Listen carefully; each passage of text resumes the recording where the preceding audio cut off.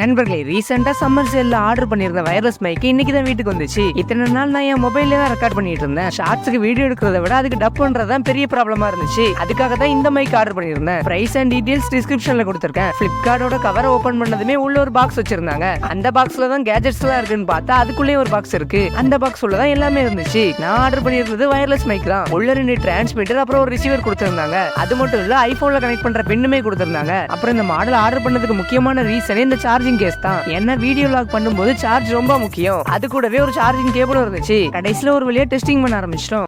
தெரியுது, அதாவது கனெக்ட் ஆயிடுச்சுன்னு அர்த்தம். இப்போ நான் வந்து இப்போ பேசுறது எல்லாமே இந்த மைக்ல தான் ரெக்கார்ட் ஆயிட்டு இருக்கு. இப்போ எப்படி கேட்குதுன்னு வீடியோ பார்த்தா தான் எனக்கே தெரியும். நீங்க தான் கமெண்ட்ல சொல்ல போறீங்க. இப்போ வந்து கிட்டத்தட்ட 1.5 மீட்டர் டிஸ்டன்ஸ்ல இருக்கேன் மொபைல்ல இருந்து.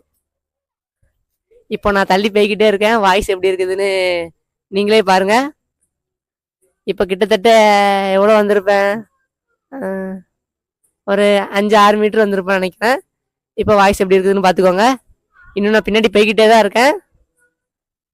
இப்போ முன்னாடி வர வாய்ஸ் எப்படி கேட்குது, மைக்கு குவாலிட்டி ஓகேவா இல்லையா அப்படிங்கிறத கமெண்ட்ல சொல்லுங்க. டாடா.